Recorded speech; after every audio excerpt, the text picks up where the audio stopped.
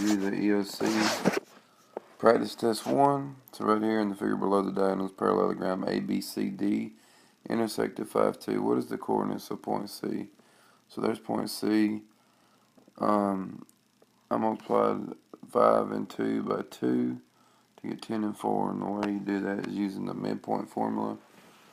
And M equals x1 plus x2 over 2 and y1 plus y2 over 2. So you plug in the midpoint x value and the midpoint y value. We know our original point here that connects with that line is 0, 0, which also connects to C. And that's x and y. So we put those in for x1 and y1, which we know is just going to, x2 plus 0 is just x2. Multiply by 2, we get x2 equals 10. And multiply by 2 for the y2, and y2 equals 4. And the zeros will just go away, because anything plus 0 is itself.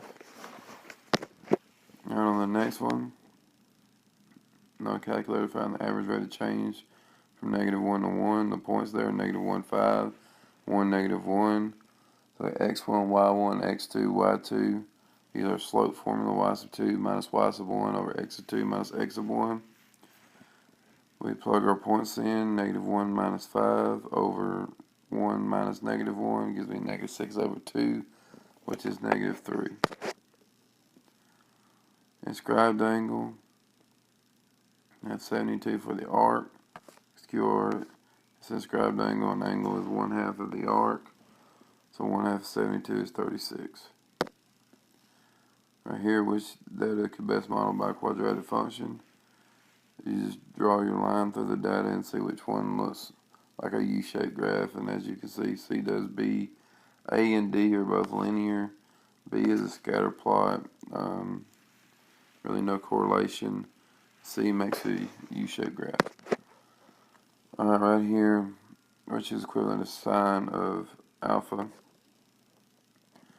And we know that the sine of one complementary angle is the same as the cosine of the other complementary angle. So the sine of alpha is the same as the cosine of theta. Right here, when you did these in constructions, what is it illustrating? Well, as you can see, that line goes straight up and down right through the middle of that point, which is going to make perpendicular bisector. So the line perpendicular given to the line of the given point on that line. Right here, you pretty much without a calculator, you're sketching out the parabola, which in turn gives me the maximum point of 100 for the y value, 100 feet, and 2.5 for the x value. Alright, which statement best describes how g of x equals -3x squared compares to the graph of y equals x squared? -3 is the a value, so it's greater than 1, so it has a vertical stretch, and it's negative, so it reflects over the x-axis. So we see in D, the graph of g of x vertically stretched of f of x by a factor of 3 and reflects across the x-axis. Right here in this equation, it says the circle has been graphed. According to plane, what order pair represents the center of the circle? You can look on your formula sheet and see this. It's a lot like our intercept form equation, but we know if it's inside parentheses, it's opposite in sign. So our x value will be -6 and our y value will be +5. Alright, right here we're going to set us up a proportion. I did 3 over 7.5 equals 5 over x. Cross multiply, I get 37.5 equals 3x divided by 3, I get 12.5. Right here, we're trying to see how the two equations relate. So I looked at the linear equation, it's going up by 2 every time by its common difference. We look, our next value in 5 will be 10, and then our next value here, you got to find the second difference when you're dealing with quadratics. So it's going up by 1, 3, 5, 7. And then in 9, so our second difference, it goes up by 2. by the difference, our second difference. And so the next one has to be going up by 9, so 6 plus 9 is 15. So we know that D would be our solution because g of x would begin to exceed the values of fx within the interval 4, 5. And the next one we have 80. It's an inscribed angle of DAC. So divide 80 by 2, we get 40 right here. So now we have our triangle that makes this right angle right here, our triangle. We know that these two angles right here make up 90 degrees of that right triangle. So we say 2x plus 40 equals 90. Subtract 40 from both sides. You get 50. Divide by 2. You get 25. Right here, in order to prove something independent, must multiply probability of A times probability of B, and it should equal the intersection of A and B. So notice in the first one, it does not equal 0.5. The second one does not equal 0.12. The third one does not equal 0.32. But the last one does equal 0.045. Our answer is D, that is independent. Right here, we have a composite figure. We're going to find the volume of the composite figure. We have a cylinder and a sphere. So our volume for a cylinder is pi squared times the height. Volume for a sphere is 4/3 pi cubed. Our radius is 2. And the height of the cylinder is 10. So plug in those values for our formula. We get 125.66 millimeters cubed plus 33.51 millimeters cubed. Gives me 159.17 millimeters cubed. The next one, it says explain the transformation Leo used to create x ky from jkl. So we're trying to create a bigger triangle from a smaller one, and we know to get from the bigger to the smaller was 1/2. So if we're going to go smaller to bigger, the length of the sides of xky were created by dilating jkl by a scale factor of 2. So you multiply each side by a scale factor of 2. This one, our ST has been reflected over T to form xky. That's how that figure was shifted or transformed. It was reflected over that line. Right here, if you have two parallel lines, then opposite arcs are congruent. So we know that this side is 82, this side is 82, this side is 54. So we're going to find this arc. So I set up the equation. X plus 82 plus 82 plus 54 equals 360. Combine my like terms. Subtract 218 from each side. X equals 144. 142. On this one right here, we're going to use the tangent of 16 to set up our proportion. We get 0.2867 over 1 equals x over 2750. Cross multiply. 0.2867 times 2750 gives me 788.425. We're going to add that to 40.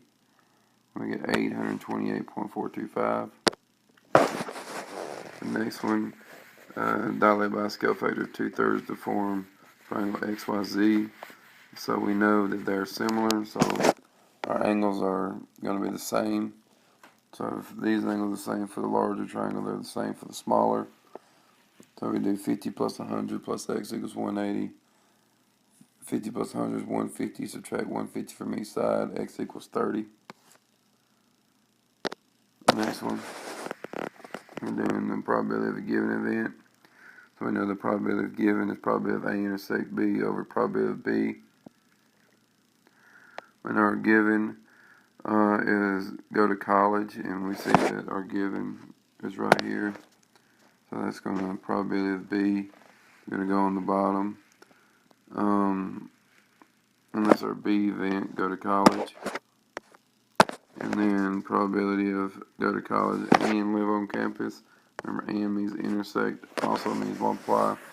Put 0.46 on top, gives me 0.64. Right here, what is the product of 7x minus 4 and 8x plus 5? Set up the error model. I multiply and get 8x times 7x, 56x squared. 8x times negative 4 is negative 32x. 5 times 7x is 35x. And 5 times negative 4 is negative 20. I'm going to combine my like terms here. Alright.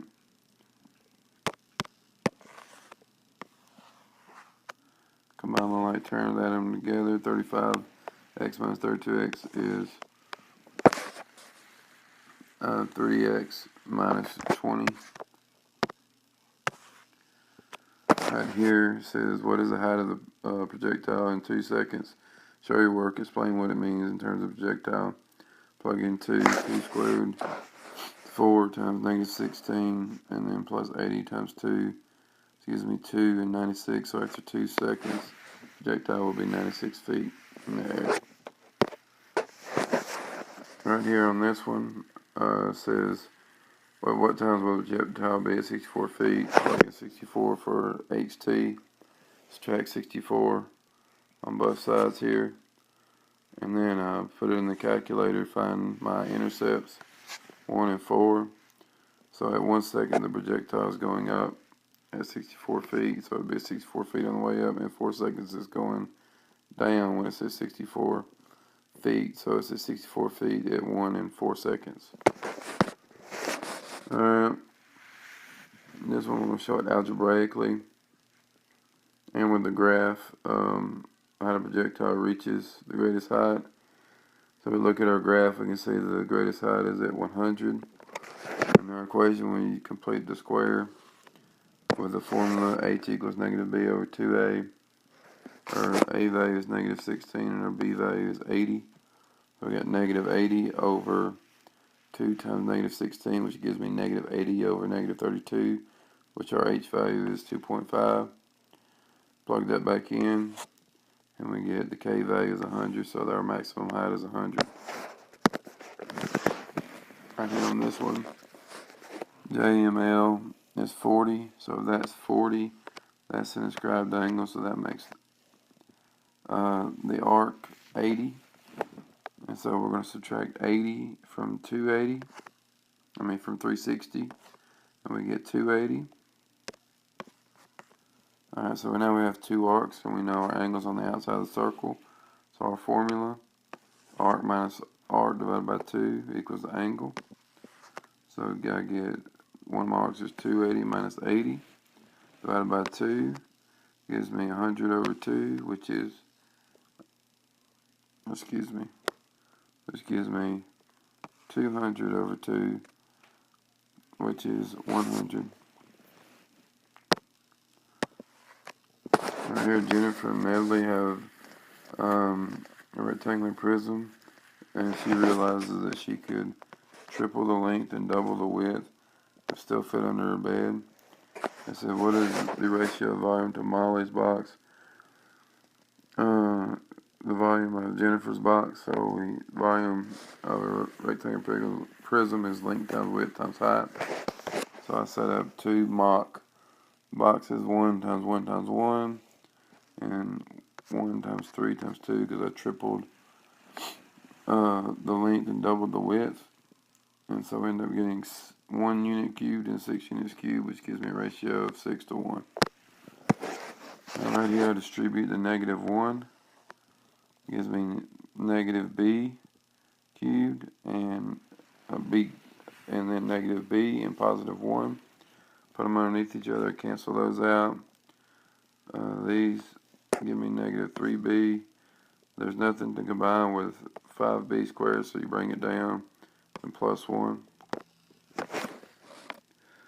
Right here, 1 bag of lawn fertilizer can cover approximately 5,000 square feet. My lawn is about 500 feet squared. My fertilizer is long average of 4 times per year.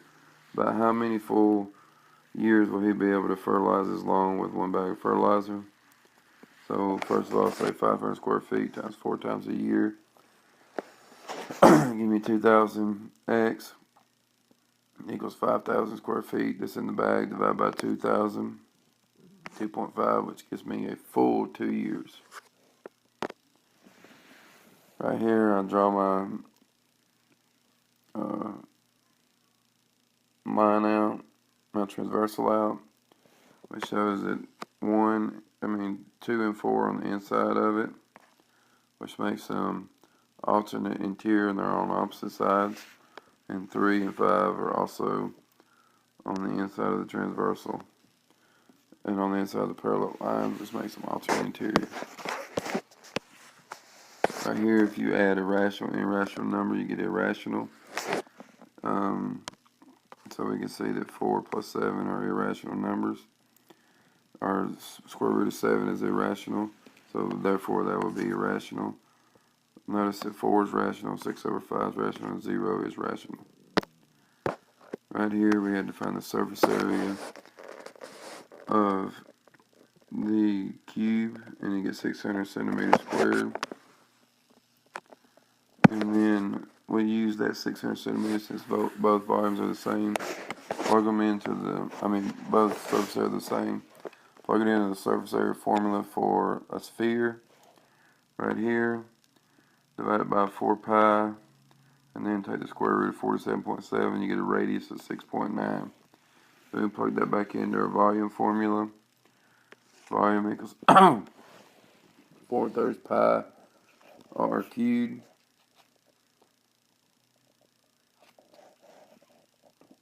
And then you get 1,370 76.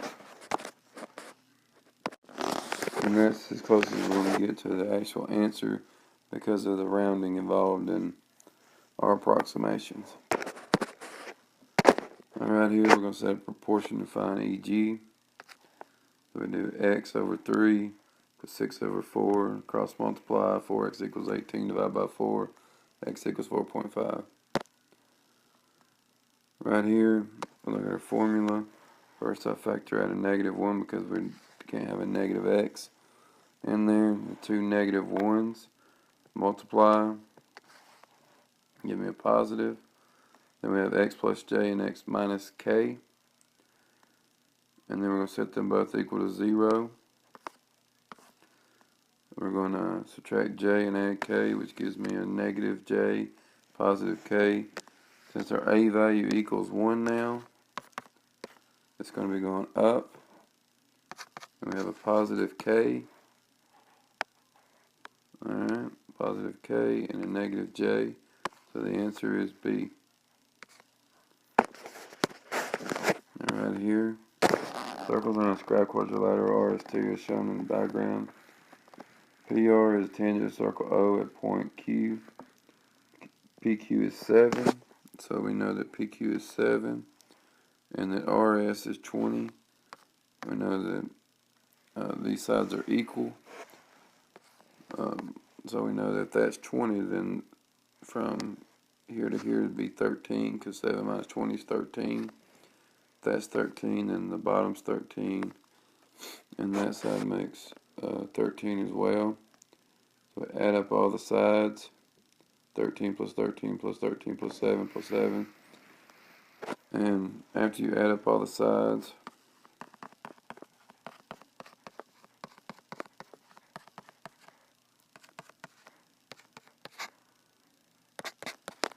you get 80.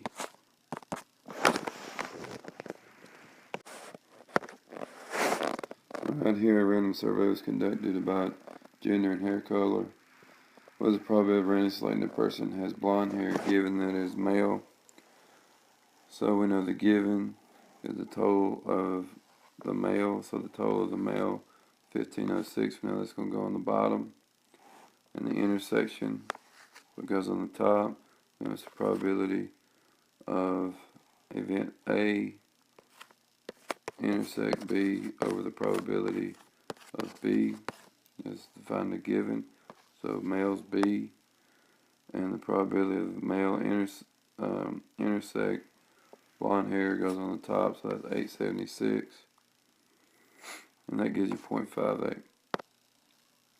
And right here, we want a reflection, a rotation, and a reflection. See right here in B, it's been reflected over the line. Then it's been rotated or flipped over to show the rotation 180 degrees. And then it's been reflected back across the y-axis. A's been reflected, translated, and reflected. B's been 3 reflections, and D is rotation, rotation, rotation. Alright, this one right here, we're going to find the vertex of the graph. Right here I made a table for this. First I made a graph to help me find my ranges I need to be on my table. Put in my calculator. And I can see that my lowest point is at -34 and -5. So -5, -34, and you can notice that it's the same on both sides. So wherever you find the number, that it's the same y values on both sides. Alright, here we're going to find the how long the ladder is to the nearest foot. So first we're going to find the amount of the base right here of x. So we're going to use cosine of 70 degrees equals x over 8. Cross multiply cosine of 70 times 8. Going to give me 2.74. I know x is 2.74. Add those together and know that this whole length at the bottom is 7.74. I use cosine again. Cosine of 70 over 1 equals 7.4 over x. Cross multiply. And I get cosine of 70x equals 7.74 divided by cosine of 70. I get 22.6, which is 23 feet. Alright, here, prove that they're congruent. Angle side side is not congruent. Can't prove it with angle side side. These two are not equal because the bars has 2 bars against 1 bar. And then angle only works with similarity. So the only one left is this one, which is hypotenuse leg, to show congruency. 37. Which set of points is equal distance from the rays? So I drew out my rays, which makes an angle. And I used my compass to create my angle bisector. So we know it's angle bisector C.